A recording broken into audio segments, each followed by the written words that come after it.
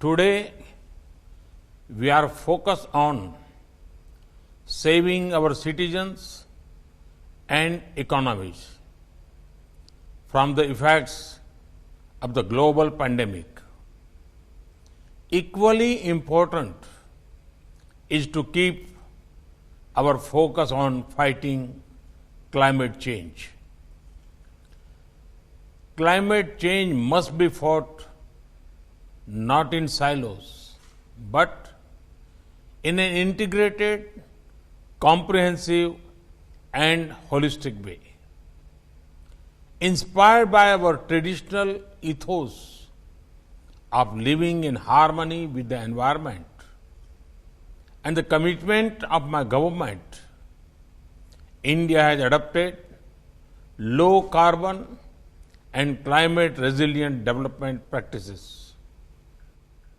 I am glad to share that India is not only meeting our Paris Agreement targets, but also exceeding them. India has taken concrete action in many areas. We have made LED light popular. This saves 38 million tons of carbon dioxide emission per year. Smoke-free kitchens have been provided to over 80 million households through our Ujjwala scheme. This is among the largest clean energy drives globally. There are efforts to eliminate single-use plastics.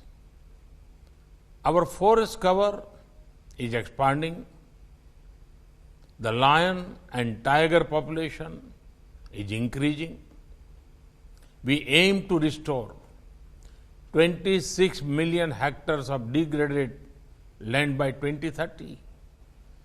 For humanity to prosper, every single individual must prosper.